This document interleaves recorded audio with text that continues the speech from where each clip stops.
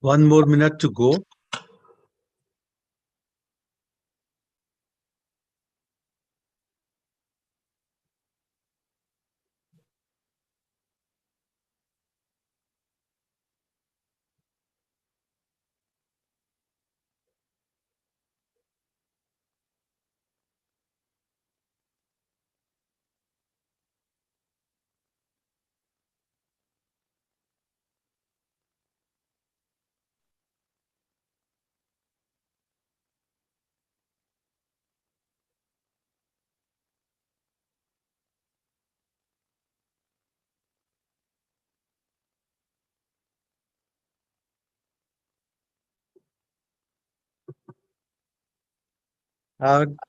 Good evening, ladies and gentlemen.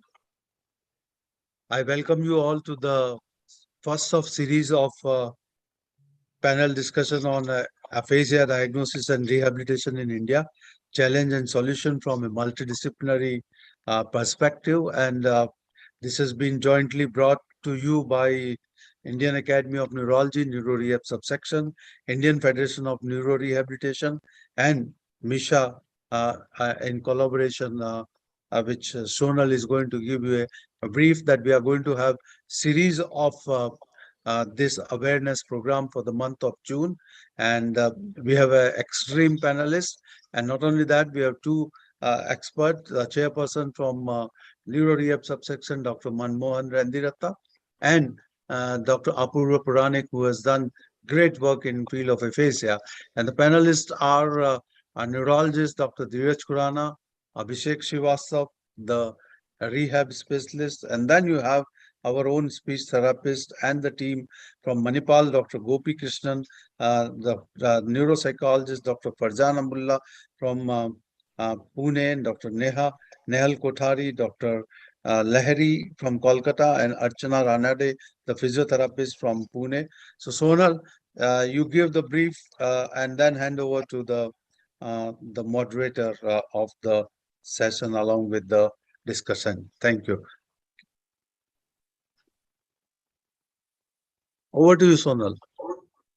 Yes, sir. Thank you so much. Good evening, everyone. Welcome to the first Aphasia Rehabilitation Challenges panel activity as a supporting event of Indian Academy of Neurology, a Neuro Rehab subsection with joint effort, collaborative effort, Indian Federation of Rehabilitation, Indian Speech and Hearing Association, Aphasia and Stroke Association of India.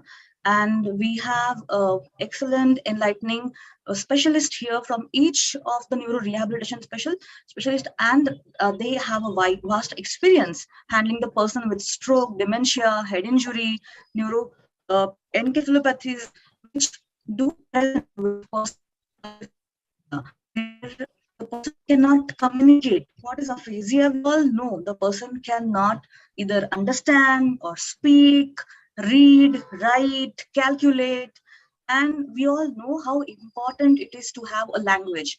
It is not that one needs to have a life saving, but also restoring. So communication makes human being very importantly intellectual species. So aphasia can lead to a severe disabling condition. So today we are here with an enlightening panel and experts from IAN, IFNR, ISHA-ASAI, representing from the country, who are going to enlighten you all about their views, what can be done in order to find the solutions and the challenges we all face while having the person with aphasia and their treatment. So from the perspective of neurologists, we will have different panelists, and the neuro rehab perspective, the other people, other panelists will be going to enlighten you. I request team to please share a moderator's CV. Yeah. So today we have our neuro rehab subsection chair, Professor Manmohan Randiratta sir, who would be moderating this enlightening aphasia awareness activity. He does not require any introduction. He has several publications. He is very actively involved. He is mentor to many neurologists, neuro rehab professionals, He is a fellow of IAN, currently a senior director at BL Kapoor Hospital, Max Healthcare Group. He's a professor emeritus at National Academy of Medical Sciences. He has been acting as an editor-in-chief for International Journal of Epilepsy from 14 to 19, and he has published 3 Cochrane reviews. So we have a pleasure of having enlightened, very intellectual and scholarly moderator, Professor Mahendrata sir. Could you please take the session ahead? Would you Yeah, please thank you introduce? thank you so much. Thank you so much, Dr. Sonal, for the kind introduction, and honorable President of Indian Academy of Neurology, Dr. Nirmal Surya, and esteemed discussant and panelists. I want to congratulate Sonal for taking this initiative. It had been a lot of hard work, to and fro emails, and we had been really. Can I ask Bhavesh to display first the CV of my very dear friend, Honorable President of Indian Academy of Neurology, Dr. Nirmal Surya. Though he is so well known, very energetic, dynamic, current president, and he has taken number of initiatives, what I say, not within Indian Academy, but with other associations in the country, outside the country, even with like the WFN and Indian Stroke Association, Association Physician of India, which has membership of 30,000, and his dynamism is unparalleled. I think that way I can introduce him, and he's a source of inspiration for many of us. Even today, I will say for me. Only I saw him day before yesterday on the WHO Sierra Forum, sharing the Epilepsy Foundation experience, the model, epilepsy model, which has become so popular, and it deserves many more accolades in that field than what I have received or what anybody else can get. I am sure those are on the way, Dr. Nirmal. So now I like to say, please project this slide of Dr. Apoor Puranik. As President said, he has done so much of work in the field of aphasia, and he's so well known. He is DM Neurology in 1985. He did almost at the same time when I did from GBPAN. Gold medal in MBBS 75. We share the same together. And MD Medicine and 37 years of experience in the field of neurology. He has number of awards. He has contribution in the field of advocacy, public health education, patient and caregiver education. He had been regularly doing in Madhya Pradesh, and a few times somehow I could not go, but he was very active to invite people there in the public awareness and education. He had many educational documentary films, Because You Are My Friend and Story of Anita, Epilepsy, very important, Aphasia, Art and Science of History Taking, which is disappearing these days, and more we are becoming investigational doctors like in West. Physiology research, development of test batteries and therapeutic exercises in Hindi. So now I'll hand over to dear Apoor to carry on with the panelist introduction and then carry on with the program, and I will be happy to be moderating in between. Dr. Apoor, please. Dr. Apoor has joined very early morning. He is from, in this age, everybody gets up early morning, but in being in Vancouver to get up so early is his commitment. And he's in Vancouver with the family, but he is on time here. Dr. Apoor Puranik, please. So good evening, everybody, and welcome you all. When we started requesting the panelists to give 2 questions each, a very good list of questions have arrived to us, and which shows the wide scope of issues and challenges which are facing us in the field of aphasia diagnosis and rehabilitation in India. And we will take those questions one by one with the panelists. But I will request in the meantime with the team, the digital team, to run through the introduction slides of all our panelists.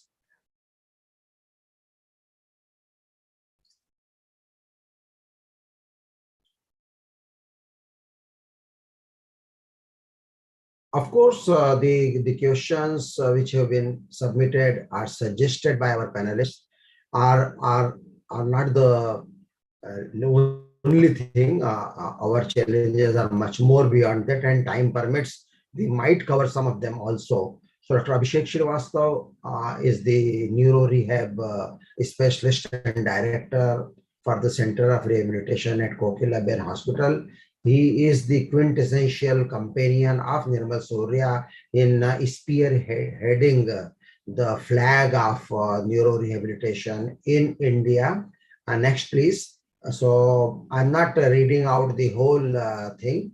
Dr. Dheeraj Khurana, professor in charge and stroke program, in charge of the stroke program at Department of Neurology at PGI Institute, Chandigarh, and we all know his great work in acute stroke and a lot of ongoing research in tele-stroke systems, and with many awards at International Stroke Conference and Innovation Award from American Academy of Neurology. He has been the national coordinator of stroke registry, and he has been editor in many publications.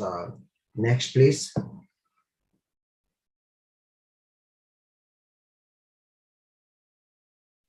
So, Dr. Gopi Krishnan is a senior associate professor at Manipal Academy of Higher Education.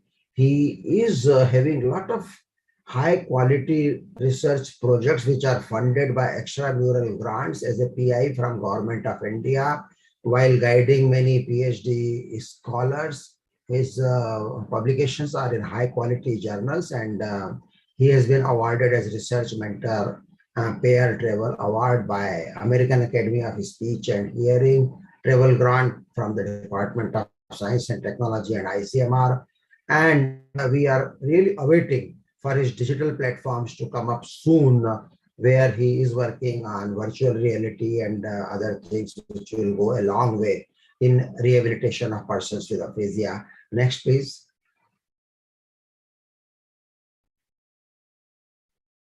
Farzana Mullah did her clinical psychology MA from Mumbai in 1995, and then MSc with distinction in clinical neuroscience from University of Wales, UK.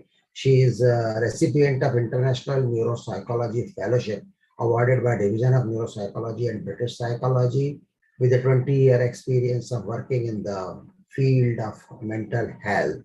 Welcome, Farzana. Next. Archana Ranade, a neurophysiotherapist at Dinanath Mangeshkar Hospital, Pune. She is director of the team physiotherapy services at Pune, and treating stroke is a passion for her, and she is working in all kinds of disorders in acute as well as chronic rehabilitation, and many publications. Welcome, Archana. And then our young neurologist who has made his name in the field of physiology in last 5 years after completing his training in neurology. He is, to his credit, many publications in international journals, and to his credit, the famous and now very well respected the Kolkata Aphasia study. And he is also a member of Collaboration of Aphasia Trialists from India, and he is working with the group for aphasia assessment and outcomes. So his interests are aphasia, post-stroke aphasia, effect of bilingualism, and he is also interested in cognitive dysfunctions and dementias. Currently, he is in Toronto, so I'm not the only one who is from outside the Indian shores. Gurjay is joining today, has joined today as a clinical research fellow from Bathurst Rotman Research Institute, University of Toronto. Next. So I think that is for our panelists. So Manmohan Mandirata, can we start? Do you want a particular sequence or for the panelists? No, Apur, please carry on because you have the questions with you. So I'll be around, but carry on. Kothari. Yeah. We have Dr. Nehal Kothari CV. Kothari She is an SLP from Mumbai. Nehal has joined us. Let me introduce her. Dr. Yeah. Nehal Kothari works as a consultant at Bombay Hospital.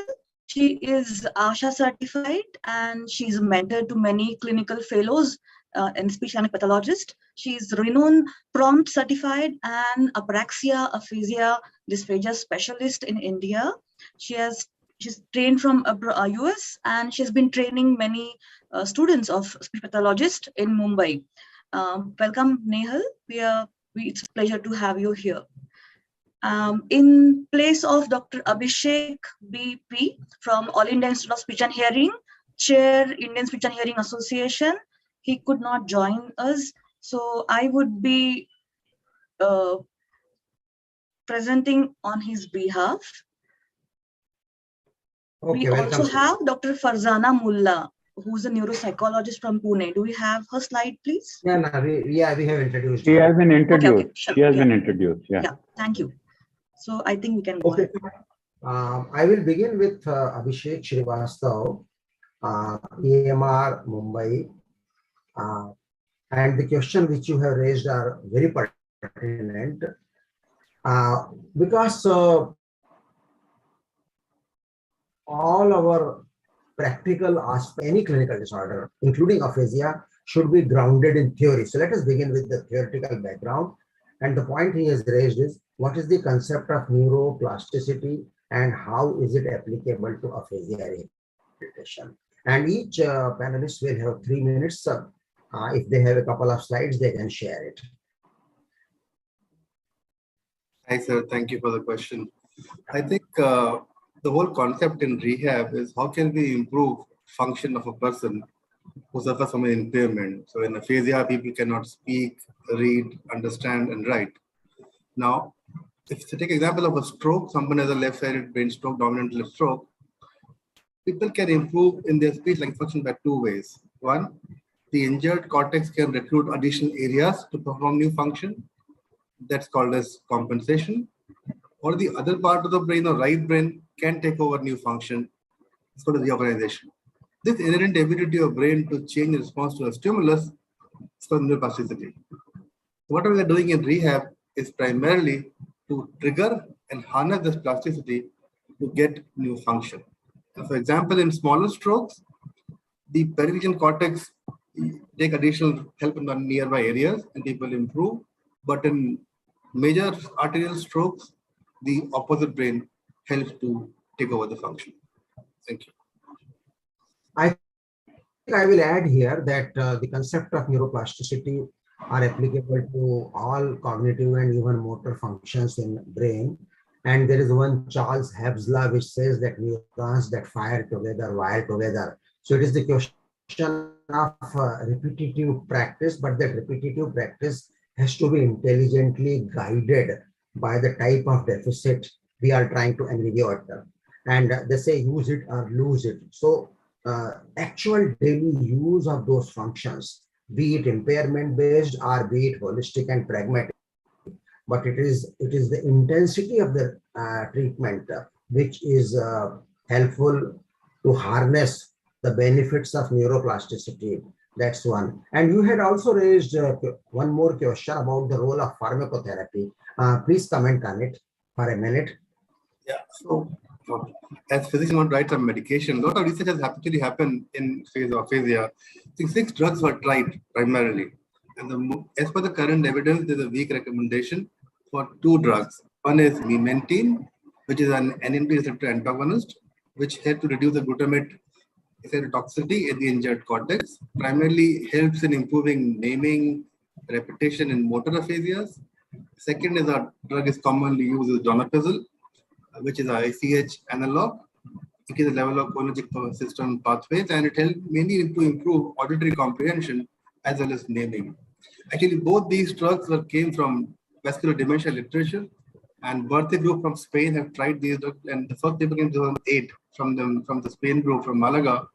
And now there are some guidelines showing they have some role to play. Third drug sometimes used is piracetam, mainly in the acute subacute setting. it improves the level of blood flow to the injured cortex and can help to improve. These three drugs have been tried. Other bromocriptine research say doesn't help much. Levodopa combination, some studies in motor aphasia have shown some recovery. And last drug is amphetamine, again, not much of use. So current literature says piracetam, memantine, and donepezil in some studies. One of the recent. Apur, can I make a point here? Yeah, sure. Apur, yeah. Yes. So what Abhishek answered first was about neuroplasticity. When you look from the patient point of view or caregiver point of view, the disability may appear that it's not improving. But on the other hand, if you are doing sequential testing, impairment may improve, which is from the medical fraternity point of view. And you may say on certain scores, he has already improved. So summated improvement in impairment then will result in improvement in disability. So all that we need to tell the patient and counsel when we are having different sessions on different times over a period of time. Thank you. Yeah, that's a very good point, and I think Gopi Krishnan will touch upon it when he talks about the ICF model of handicap and disability. One word about pharmacotherapy is that pharmacotherapy alone, there is no good evidence that it works. Speech and language therapy alone, there is good evidence that it works.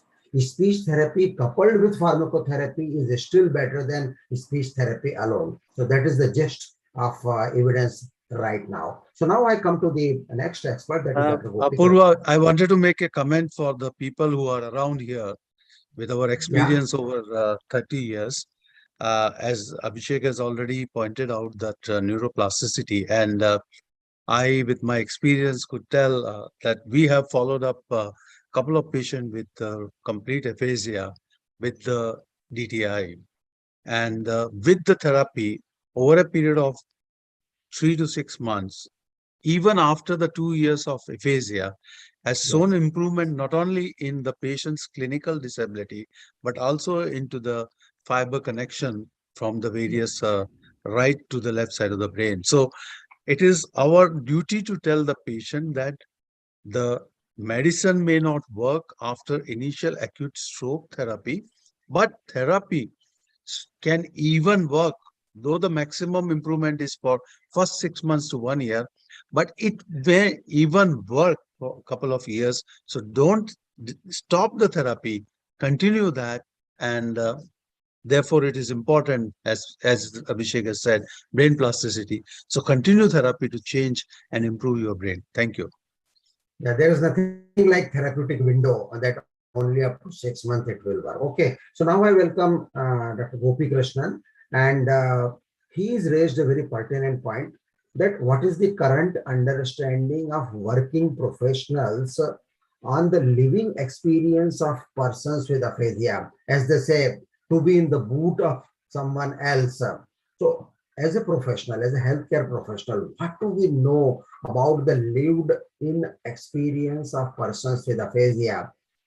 And as he has been into the study of quality of life of persons with aphasia and many other aspects of role of significant others, he is the correct person to dwell upon it. And following that, he will also touch that why we, the healthcare professionals, are not giving as much importance to the ICF model of handicap and disability and why it is important.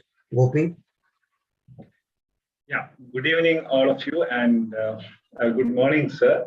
The question that I asked specifically, that what's the current understanding of the working professionals? There are very many professionals involved in the assessment and most importantly in the rehabilitation of aphasia. And from my perspective as a clinician, I would always consider that many a times what we've been taught actually does not actually make us think from the patient's perspective. As a speech language pathologist, like 20 years ago when I was trained, yes, this was my case. And I'm certain that very many disciplines are also training their professionals in that way. But we need to, suppose if we just change the sides of the table. So, for example, from the practitioner side to the client side, when we just shift our side or switch the sides, how do we look at, say, the like the professionals or the information that we get from the working professionals about our condition, in the sense the patient's condition? See, as a speech language pathologist, I would say that there are very many research studies on both the behavioral training, neurostimulation studies, TDCS, TMS, etc. And they measure some of the outcomes, such as, like you say, the naming performance, most abundantly, I would say. And then they show quite a lot of, like, statistical significance, and like they publish in very high impact journals. All that is fine. But my simple question or fundamental question is that, as a speech language pathologist, I would say, I would even, like, I guide the students, clinicians, training clinicians. I would say that you train one name or one word to a client, that's fine. But as long as he or she is not using for the purpose of communication, I would say it is just improving the sense of knowledge, which is not something like say, for example, who was the first Prime Minister of India? Yes, we all know that, but we don't use that on our day-to-day basis or day-to-day living context. So it's just adding only the kind of knowledge base, but it doesn't have the communicative power. So this is where basically we, as a speech language pathologist, I have experienced how I was trained and what is exactly, like, I am delivering and what would be the patient's perspective. As a clinician, I would say that I would rather take a different approach. And in fact, this is actually gaining a lot more attention in the recent times, in the last 1 decade or so, that the live participation approaches. The communication is basically not only the simple words that we train and measure at the end of some training study or training investigation.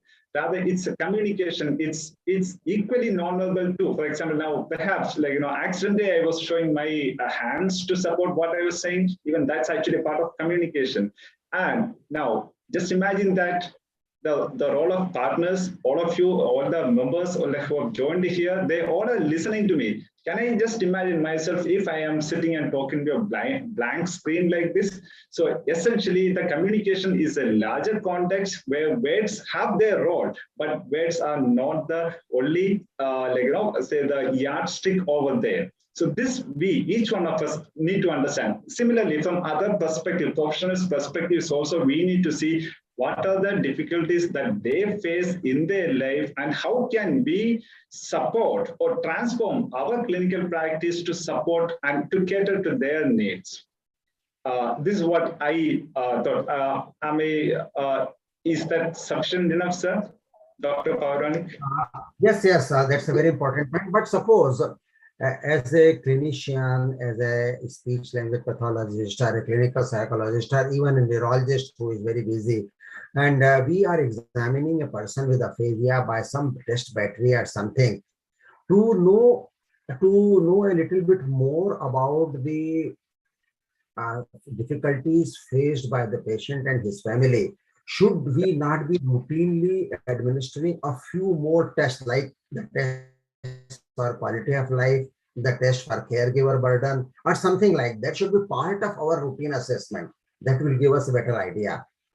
Sir, that's the very reason why I posed my second question, because see, like on an ICF-based assessment protocol, Yes. why are we not implementing? Because basically, ultimately, the clients, say the participation is what is the utmost goal of any rehabilitation activities and participation. So, as a speech language pathologist, I would rather administer, say, Western Aphasia battery or Boston naming test or all such kind of things. As a neuropsychologist, they have quite a lot of test batteries to approach. But at the end of the day, what does the patient gain? We all gain, okay, we diagnosed them, okay, this particular type of aphasia or that particular type of aphasia. But even now, what I practice in my clinical, guiding sessions is that, forget about the type of aphasia. You ask the client, what are his problem? Where does he experience the problem? What are the problems of the family members to communicate with them, address that. And the diagnosis is basically the label is just a label. Yeah, I have three labels. I have three names for that matter. So I have three labels, but it's me. So basically, what are the problems, the fundamental problems addressed to that? And I strongly believe that the ICF would actually like collate the efforts of professionals, like, in addressing the client's real life issues. Okay, thank you. So now we change the gear a little bit. We know that aphasia is most commonly due to stroke. And we also know that stroke has a lot of other deficits, not only in cognitive system, but also in motor system. So I would like to ask the input from Dr. Dheeraj Khurana.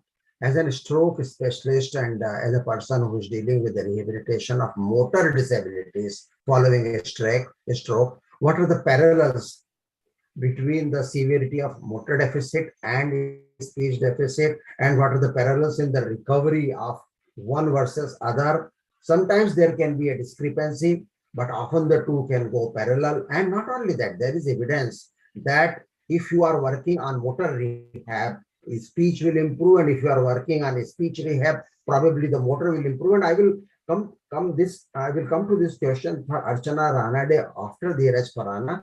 So these are very important points. How do you deal with that?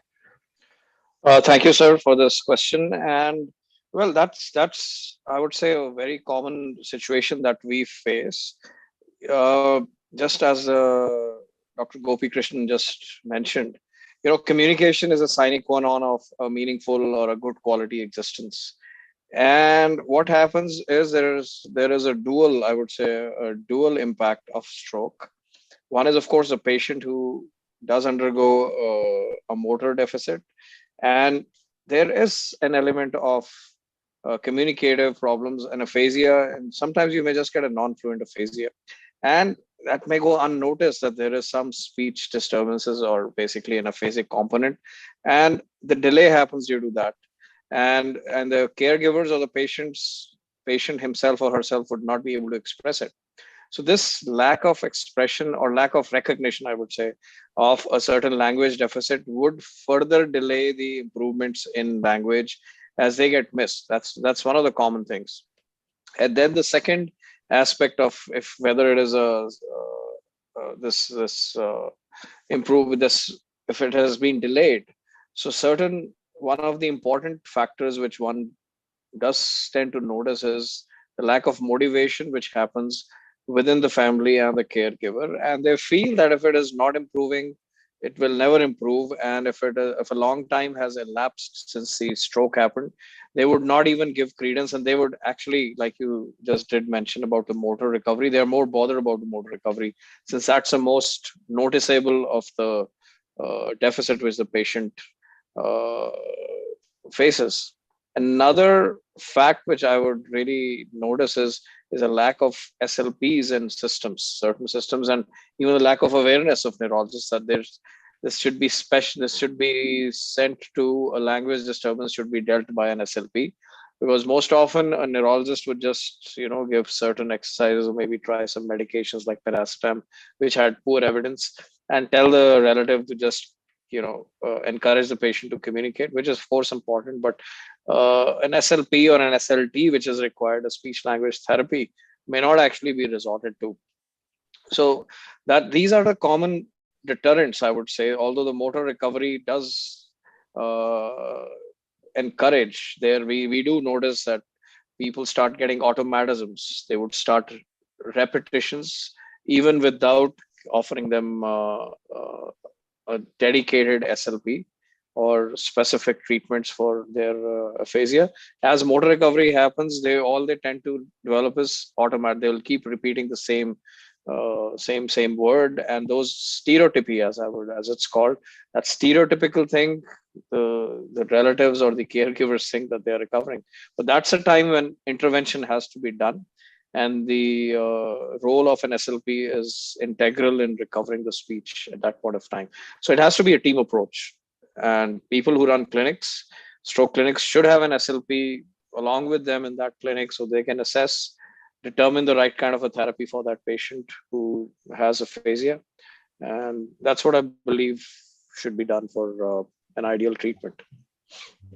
That's an important point, to have a team approach. Regarding the interlinking or interdependence between the motor system and cognitive system, I would quote Thomas S. Bach from Scotland, who has published many papers, that how motor neuron disease or ALS has cognitive, how frontotemporal dementia has motor deficits, and vice versa.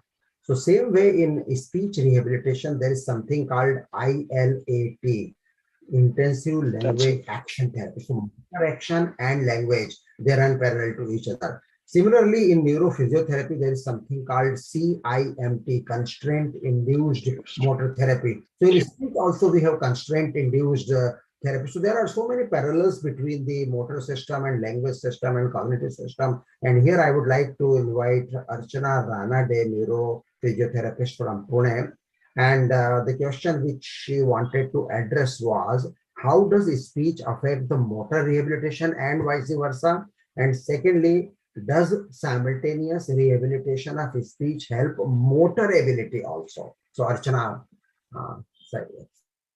your floor for 3 to 4 minutes.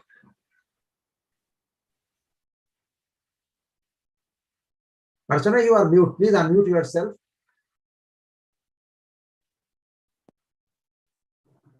Am I audible? Yes, now. Yes. Can I just share a couple of slides? Sure, do.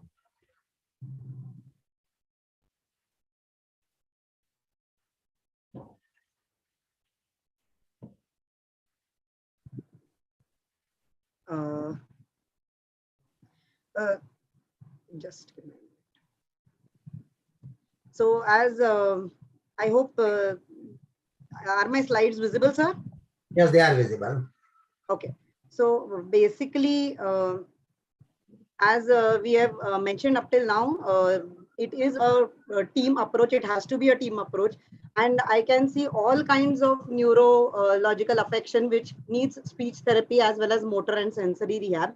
I would just like to point out that speech therapy is very important from day one, from where the patient is in the acute care at the ICU level also, where we have to understand the immediate need of the patient. The patient sometimes is awake and he understands things, but because of lack of communication, he cannot tell.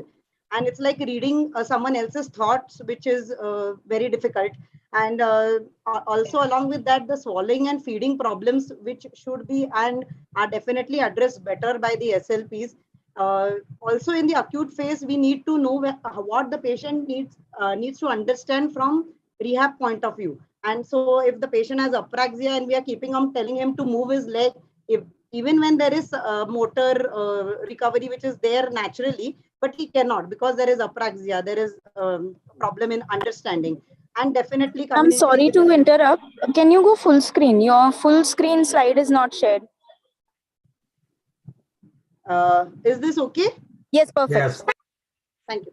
So basically, communication with the relatives or in acute phase is so very important because relatives are in trauma, the patient is in trauma, and the relatives keep on saying he wants to speak, but I can't understand what the patient is speaking, and the patient is not able to tell what he wants.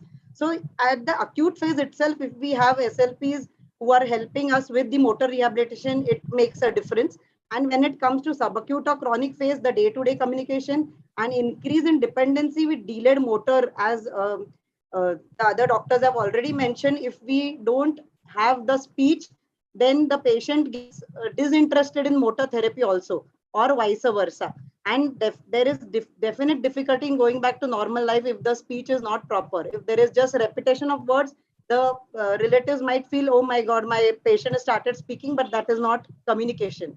So speech is definitely an important thing. Another thing which I have experienced is speech and hand areas are very closely related in our representation. So if the upper limb is more involved, definitely from the left side, the speech comes back very late. So usually I keep on telling my patients with more upper limb involvement to go and do a lot of speech therapy because that helps in upper limb recovery better. I am not sure whether this has any backed up evidence, but when I was looking for a few evidence, I definitely saw that the mirror neuron areas of the monkeys is very much similar, and they have similar place in the Broca's area of humans. And so as Apurva was telling us about the hand actions and the speech, so mirroring hand actions may help in improving speech, or then vice versa, mirroring different kinds of movements of the mouth or different sentences by showing them action words may help us in getting our hand back. So these were a few points which I thought it would help us understanding. And yes, speech is very important, and it has to be a holistic approach, without which I don't think a complete rehabilitation of the patient would occur. Thank you. Fantastic, fantastic, Archana. And this is true that the homology between the speech area and hand area is so close on our famous homunculus. Of course, we know that homunculus is, that model is now being changed in the neuroanatomy of speech and motor functions in a big way.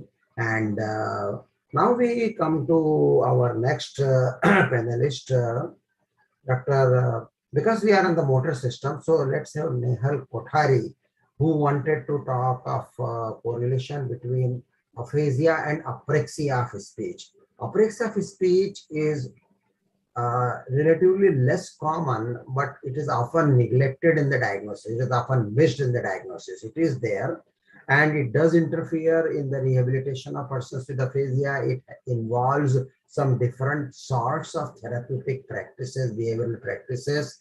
So please dwell briefly about, and she wanted to know, is there any certified course in India? Not that I know about the training for apraxia rehabilitation, but from whatever your own experience and theoretical knowledge, please inform the audience about how to examine for apraxia in the presence of aphasia, and how to tailor your rehabilitation tools and rehabilitation practices if the person with aphasia is also having apraxia of speech. Nehal. Thank you very much, sir, for the question, and good evening, all the panelists. So this is one, diagnostic challenge that commonly when we discuss with other practicing SLPs and when I'm training or mentoring the students that we come across, that when we are examining the patients with aphasia, often we see aphasia and apraxia coexisting, especially if it is Broca's aphasia or conduction aphasia. How do you differentially diagnose the two? Because when these coexist, when you're assessing the patients, the symptomology presents very similar. If you present a particular, you're asking a naming task or you're asking them to express themselves verbally, if the patient can't answer, is it the linguistic error or is it the motor programming error? So what I wanted to sort of impact on or emphasize is that there are different approaches like prompt, which I'm trained in, which is a specialized certified course. With the help of such assessment tools or therapeutic approaches, when you're assessing or treating the patients, you can start identifying and differentiating the two. First, you need to understand, is the patient groping or is initiating or motor programming a difficulty or linguistic? Once you've addressed that, or you can identify the areas of concern that, yes, it's more of initiation, which is a problem, and not the phonemic identification or not at the linguistic level, prompt is a tactile kinesthetic based approach. So each consonant and vowel can be cued with your hand at the level of the oromotor muscles. So often we used to wonder that the physiotherapist or the OT can move the hand, whereas with the tongue, it's very difficult. You just can't take it out and move and form the particular consonants or vowels of words to help the patient. But this particular approach, if I want the patient to say pani, you cue like pa, ni. So you exactly go on the patient's mouth and help them understand how to initiate and how to approach. When you have such therapeutic tools and you understand how to go about assessing also, it becomes very easy. All of a sudden, when you're helping the patient or assessing and you go there, and their eyes will brighten up and they can initiate the word. It helps a lot in the level of frustration as well. Second common question also, which I often ask in the assessment, is I ask the family as well as the patient. It's very, very important that you do that. Do you know what do you want to say? And you do not know how to say it. A lot of times they can at least nod or they at least respond with a gesture, or if you have any other ways of them expressing, if it's an app or a writing, if the limbs are not a problem, they'll say that. And there, your whole management changes. So instead of just showing the flashcards, trying different ways, treating them like children, the whole approaches changes, plus family. The last patient we met, we counsel the family a lot in terms of don't keep asking what they want to say. What is this? What is this? Say it, otherwise we will not give it. But their problem will increase threefold because it's apraxia coexisting with aphasia or just apraxia. They will not be able to answer or say these words, but approach it differently. So I think that's one point I really wanted to make in terms of, for the fellow professionals or SLPs, that really helps in assessing and treating them. And for all the Indian SLPs, prompt, it's also one of the very useful approach. If you can't go and get trained, at least observe somebody who's certified and understand the nuances of how to approach that. That's, sir, I hope it answers what I wanted to address with apraxia and aphasia coexisting. Thank you, Nehal. Can you share the program which you are using to our panelists and all our group on email for our letter? Sure. Have you done some Indian adaptation of the, you must have done by now, but please share whatever you are using in your daily practice and also the original one from the Wells so that we can work upon it and do something, because apraxia of speech is, it's the awareness about apraxia of speech is rather low even amongst professionals in India. So we would really like to be informed more about that aspect. Please share whatever resources you have with this panel. Absolutely. Right. Dr. Apur, yes. Can I come in for 30 seconds? Yes. Yeah. In one of the neuro rehab meeting, I have spoken on perceptive deficits. When perceptive deficits are coexisting with either perceptive deficit itself, expressive deficits, or motor deficits, life becomes more difficult for the patient, caregivers, as well as the therapist. So we need to recognize carefully that what are the executive deficits, what are the perceptive deficits. So as Nehal rightly said, according to that, we need to plan our therapeutic strategies. Thank you.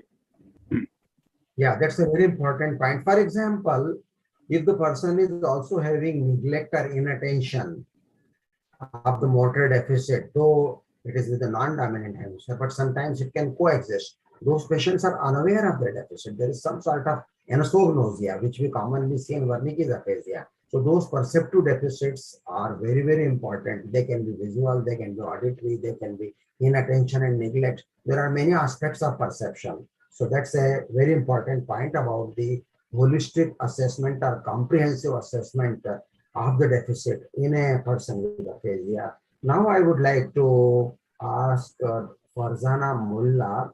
She is a neuropsychologist at Pune. And we all know that aphasia is not a unidimensional or monodimensional deficit pertaining only to speech and language.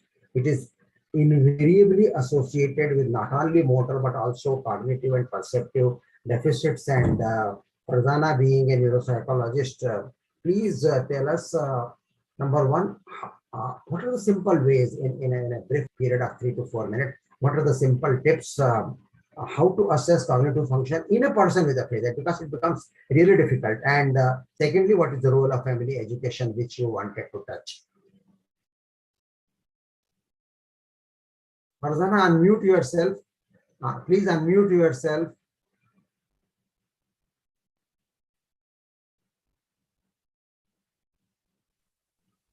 Yes. Yes, now you are audible. Yeah. Yes, you are now audible. Yeah. Right. Thank you very much.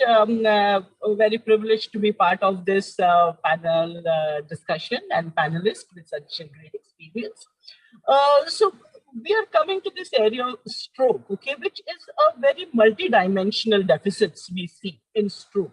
So anything which is a person is showing a problem can be an integrated response, okay, to a number of different deficits. So people may have motor deficits, speech and language or language deficits and cognitive deficits expressing together in the problem that the person is showing.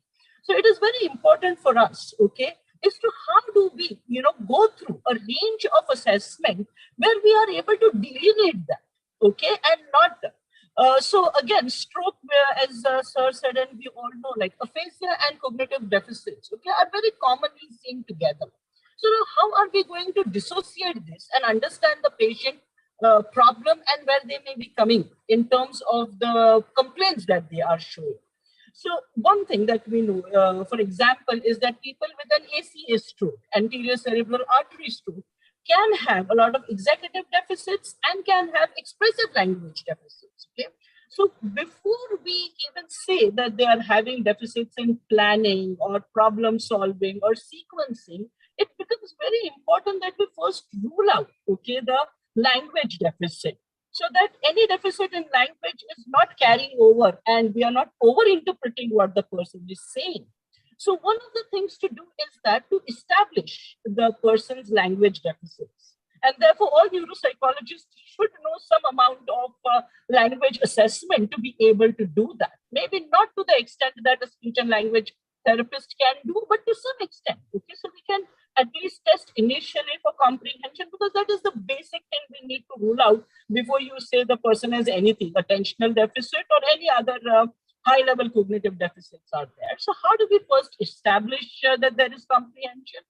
After that, how do we express or how do we identify the expressive language abilities? Okay, so whether the person will respond verbally or through pointing tasks. So we have a range of questioning levels, okay, to figure that out and how a person can express their abilities. So for example, if we have to do some tests of executive functioning, then verbal fluency is not going to be one thing that we will do with somebody with expressive language ability. So knowing also what not to do is important. Second, we very commonly see aphasia and apraxia together. And here I'm not talking about apraxia as speech apraxia, but people can have learned motor movement and sequencing problems. Okay, so how do we identify that? Because I find we don't identify or diagnose for apraxia at all, okay, when we are looking at our inpatients with stroke. So again, here it is first very important to establish that some amount of comprehension is there if we have to say that even apraxia is present, okay? Talking about apraxia without any language assessment, I think we should not go anywhere near that or take it with a big pinch of salt if there is, the language assessment. So I think in order to do any or diagnose a person with apraxia, can they salute, okay, then can they comb their hair, okay, with an imaginary comb, we first need to establish that the comprehension is very much there, because in MCA strokes, we are very likely to see both aphasia and apraxia, okay. So apart from this, one should also recognize that sometimes cognitive problems can also impact on aphasia testing. Okay, so people with executive deficits and perseverative errors can say the same words again and again. Okay, so or they might show the same behavior again and again. So sometimes we see people saying just no, no, no to everything that we are asking them. Okay, and that might be much more of a perseverative error. Or they're nodding their heads to everything and we think they're understanding everything, okay? So we need to be very aware about that. Or they might use the same word. If you're using a naming task on aphasia testing, they might use a word that they've used before again and again, okay? And that's perseverative error. So we need to be aware about that when we are doing aphasia testing. The other thing is that people with parietal lobe damage or circuitry, okay, the fiber trackway damage to parietal lobe can show body schema representation deficits. So when we ask them, one of the basic things when we ask for language assessment is point to your nose, point to your ears, okay, whether they understand, okay, simple word instructions.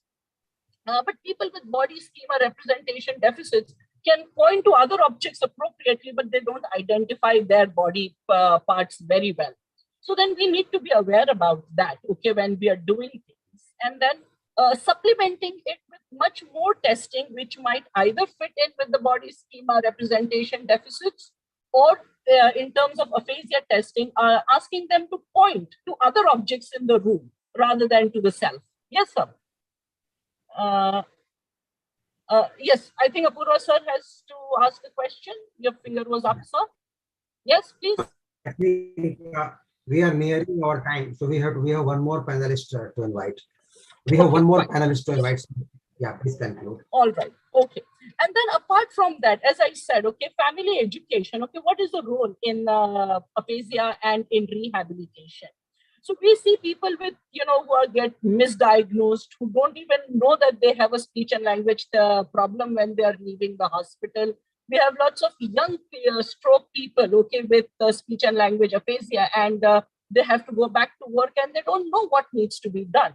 Or many times we hear people, oh, we went hum gaon chale gaye because, there are a lot more people to look after because they see physical problems as the only offshoot of stroke. And we miss out on that big chunk of opportunity, okay, and appropriate treatment for speech and language therapy, and that too at an early stage. So if we have family education, then we are giving people this opportunity to understand their problems, what it is. So they are not just compartmentalized that stroke is only physical problem, or, it's a holistic. They get an idea about the speech and language problems, what they have. They don't misunderstand that. So people come and say, patient sunta nahi hai, kuch karta nahi hai, sirf gussa hota hai. And then we know it's a speech and language issue, okay? So then they are not, anxious, okay? And they're not losing on time. And therefore, one of the initial or best things one can do, okay, to initiate this family education process is what I do is that when I am doing assessment for a patient, I make sure that a relative stays present so that, we can then demonstrate to them that how they sometimes mask the patient's problem when we are assessing. So they will complete the sentence. Sorry. Yes, sorry, I have to interrupt. I think we are running out of time. So okay, your points are well taken. They are very important point about the family education. And finally, I invite Dr. Durjoy Lahiri. He has suggested very, very unique subjects regarding rehabilitation of persons with aphasia. Number one, he want to emphasize the aphasia symptomatology in different languages, how to recognize aphasia symptomatology in different languages. And number two, bilingualism as a predictor of recovery in post-stroke aphasia. Durjoy, welcome. Thank you, sir, for this opportunity. Am I audible? Yes, you are audible. Okay, thank you. So, when I was doing my neurology DM, my thesis was on Bengali aphasia, and the first challenge that I faced was to find out a battery that I should be using to assess people who have post-stroke aphasia.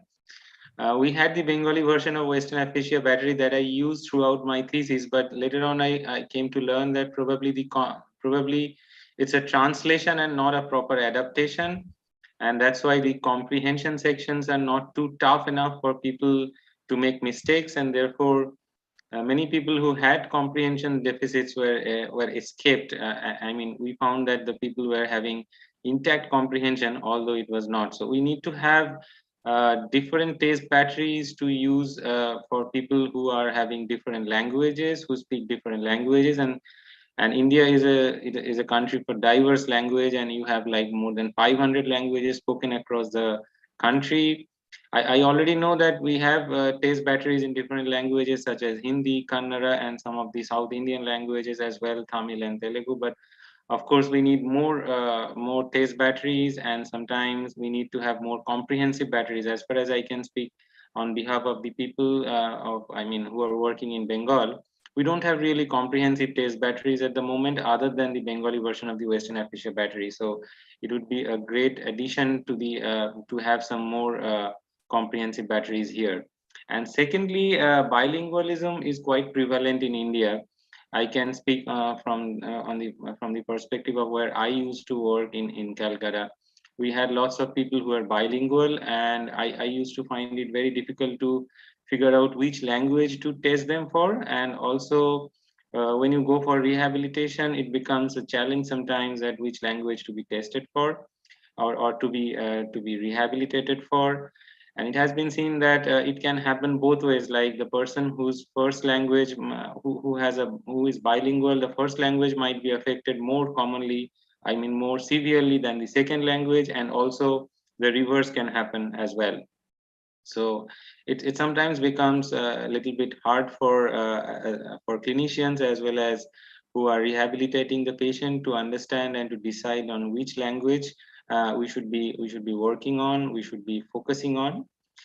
And what I used to work in terms of bilingualism, we used to find that, and that is mostly the consensus, that people who are bilinguals, they have they have more resilient brain circuit, and that is the reason they have less severity of aphasia, as well as they tend to recover faster. However, there are evidences on the contrary as well, and therefore this perspective needs to be examined further. So these are basically my takeaways from whatever I worked on aphasia so far, that really the language we speak shapes our representation in the brain, and therefore a speaker of Bengali language might not have a same language representation as a speaker of Hindi or maybe some other languages, although it may be generally similar, although the structure and the framework might be similar, but it cannot be exactly same or identical, and that needs to be addressed both when assessing the person clinically as well as when rehabilitating. And secondly, to look for the presence of bilingualism, and also the type of bilingualism, like the person was an early bilingual or a late bilingual, or maybe more than two languages. We all are here, I guess, multilingual. So and that can be a real challenge for clinical assessment as well as rehabilitation. And that's my 2 cents for you.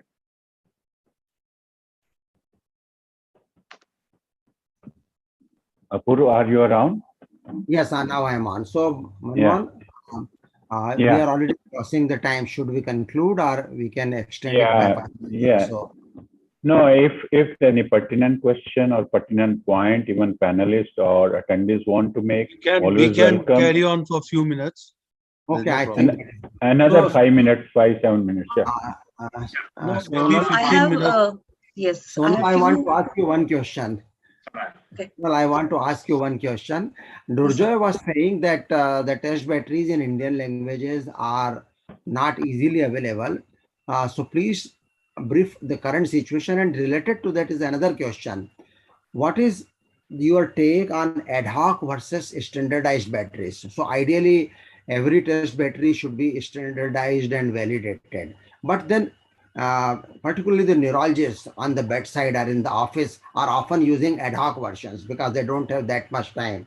So what is your take on ad hoc versus standardized, and what new batteries are coming up in literature in Indian languages? Just 1 or 2 minutes, quick comment. Sonal. Thanks for this important question, sir. Actually, in a bilingual India, we have many literate and illiterate patients, and where all of the test batteries we have adapted or translated from the Western population are not going to be useful. So there are many clinicians who have really taken efforts and developed their tools based on the principles. So we have an Indian Aphasia battery by the AIMS group. And importantly, currently we have a French aphasia battery by the ICMR new toolbox, which is freely available, and it would be helpful that in Hindi, in Telugu, Marathi, Gujarati, Kannada, and Malayalam, I think we have this test material available if you write to the authors of ICMR. Now, it's important that we have standardized batteries so that we know the norms, how the younger population of 20 years old getting a stroke and how he or she should perform on reading, writing, understanding, talking, and how a person with 80 years old will be able to name, read, write. So there should be norms. So norm specific aspects, but none of us really have a great research trials published, standardized test material available. And that's how the trend of using the ad hoc tests are coming in picture. And there is need that people from different states as a team, speech pathologist, neurolinguist, neuropsychologist, with neurologists, neurosurgeons should come together and see at acute stroke what are the patients presenting with aphasia, what mimic aphasia, are they valid? And then what are the cutoff for the different people? And not just for categorization, but also how do we pick up a lot of different aphasias, because we do not have sensitive classification of aphasia. And Western aphasia battery, traditional aphasia batteries are passive in terms of Boston aphasia classification use, because with a good intervention on stroke, head injury, and other focal resection, the aphasia classification itself has moved ahead, and people are not going to be actually happy with the clinical picture one could present and what we read in the journal and books. So there is need to understand in terms of scoring, how do we interpret, clinically understand the bilingualism, understanding that how language is preserved in first language, second language, reading, writing, or how he or she is not able to understand. So that would be helpful. Now, another thing one should understand that many institutes have many PG students who are publishing their dissertation and developing norms and validating this test batteries. So they should be sharing it in a repository. So Indian Federation of Neurorehabilitation Task Force has made an attempt of making a repository where you can find different important scales, then the test material, which are screening tools and diagnostic tools. Some are freely available and some are the links where one can actually download or ask the permission from authors to adapt, develop, or to get access from. And that could help people to reinvent the cycle or visit the cycle. I'm sorry for my bit of delirious state. And or again, working on the same task which someone has already worked on. Also, there is Aphasia Stroke Association of India, where Professor Bhatnagar and AIMS, IAN, old team of 80s and 90s, along with Dr. Paurani and many of ISHA dignitaries have tried contributing the workbook on aphasia, which would even try to help what are the aphasic syndromes, and importantly, what kind of language therapeutic exercises can be given. So this could be a great resource one should be able to access to, but we really need to have clinicians coming ahead, crossing the boundaries of should I share my material or not, why and how, than sharing and helping, because we are here to communicate, help. India's huge constraint. It's very important that people should come together and help each other than being importantly just working on the Zoom academic institutes or clinics. IFNR Knowledge for All, KAR repository, one can kindly go and check the website for the details. Indian Federation of Neurorehabilitation and IAN Neurorehab subsection, Indian Speech and Hearing Association, SIG Clinical Aphasiology, Aphasia Stroke Association of India, importantly, are trying to work together as a team and bring professionals in the best capacity, how we can help people assess, diagnose, and intervene the person communication disorder. Thank you, Sonal. May the repository grow and become widely disseminated, and not only disseminated, widely used by clinicians all over the country. I think I conclude now by saying that the things are improving. They should have been improving much faster than what they have been, but I will end on optimistic note. We often used to talk of a treatment gap in aphasia diagnosis and rehabilitation and treatment. And there are good developments on the scene which are likely to reduce the treatment gap. Number one is we have teletherapy. So because of the corona, we have learned the use of teletherapy in a big way.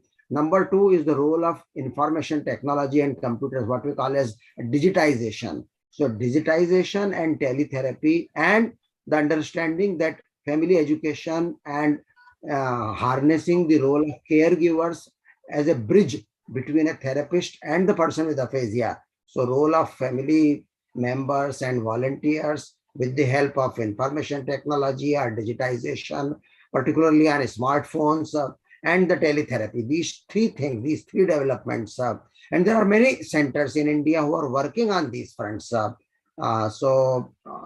At Pune, Sonal Chitnis, with the help of Subhash Bhatnagar, myself at Indore, we are working on digitization of home-based exercises. Dr. Gopi Krishnan is working on virtual reality and other platforms. So all these things are likely to change the scenario for the better, for reducing the treatment gap.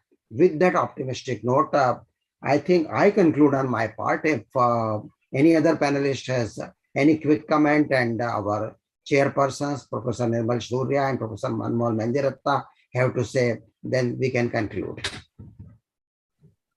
Sonal raised her left hand. Sonal. Sorry. So I have few comments. I think we'll have to be short, few quick Sonal. slides to show in terms of IAN-IFNR-ISHA and Aphasia Stroke Association of India, the activities in support of aphasia awareness, what we are co-hosting. When you do it fast. Yes, sir. Sonal. Yes, sir.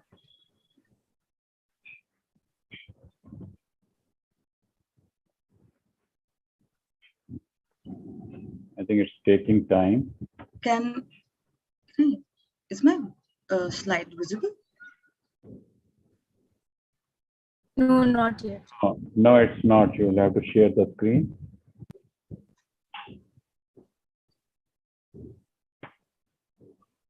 Yeah. Now maybe. Yes. How do I do it? Yes, yes. It's still Go not. to full screen. Go to full screen.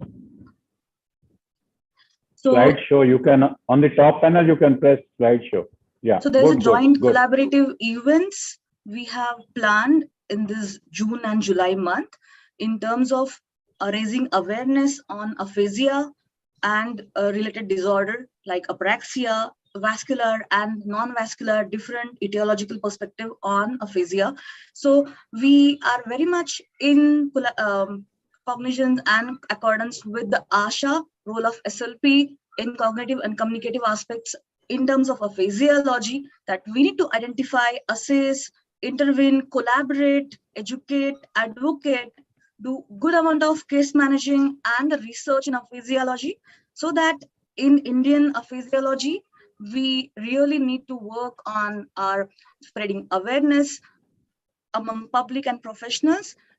IAN Neuro Rehab subsections with IFNR-ISHA-ASAI clinical aphasiology, we would be encompassing the professional development goal, imparting adequate training with the annual convention of each of the associations, having the specialized workshops, panel discussions, also webinars, and face-to-face hands-on certification programs in future, understanding COVID appropriate behavior and the constraints.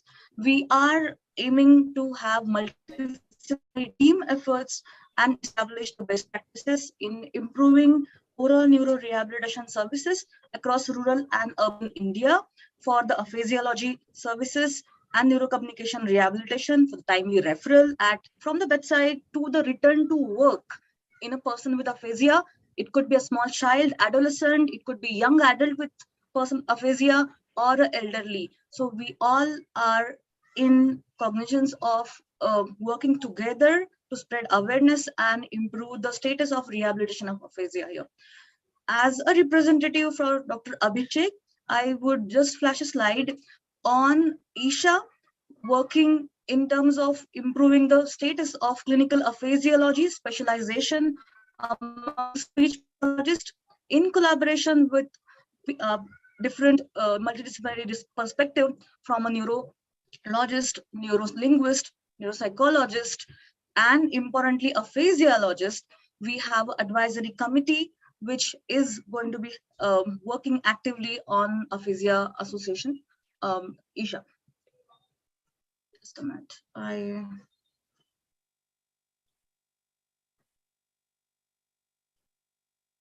Over, Sonal, or something more to show? Is it over? Is my slide visible? I think something is messed up. I'm sorry for that. Yes, Yeah, there is a last slide. I would like to talk about NGO. It's a kind of a website which Dr. Bhatnagar has developed along with AIMS and his colleagues and the team of volunteers from India. Professor Surya is also advisor from that, and Professor Paranik sir is also importantly contributing to the Aphasia and Stroke Association of India, where there would be different resource material posted on the website in terms of augmentative communication and alternative communication in different languages, in local languages, and workbooks made available to the Indian professionals and persons with aphasia and caregivers. Also, there would be apps made available soon in terms of as aphasia resource material as a contribution from ASI. I'm sorry, the slide is missed. I would like all of you to please stay tuned on the Twitter and Facebook of Indian Academy of Neurology. We will have announcement on a quiz and e-poster making where medical professionals as well as students from medicine and allied health professionals are requested to participate, encouraged to participate on making a e-poster on aphasia, Vachaghat in India. And the 2 runner-ups from each fraternity would get free registration for Indian Federation of Neuro Rehabilitation IFNR 2023. So please stay tuned and make sure that you encourage your professionals, your colleagues, your students to encourage e-poster making on aphasia. Thank you so much. On behalf of IAN Neuro Rehab subsection, Expert Aphasia Group Committee, Indian Speech and Hearing Association, IFNR Task Force, Aphasia Stroke Association of India, I sincerely thank moderator Professor Mahendratta sir, Professor Nirmal Surya sir, and all the esteemed panelists and attendees for making this panel very interactive and very intellectually contributing towards spreading awareness about aphasia. Thank you so much all.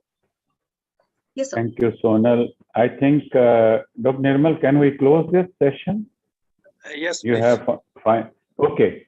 So it was a wonderful session, Sonalji, and your efforts speak volume about it. And let us continue this. Though this was a vast topic to be discussed in 1 hour, but I think the good foundation has been laid, and we build further stories and floors on this. Stay longer in this field, and you can count upon us for any suggestion, help, advice. We are always available.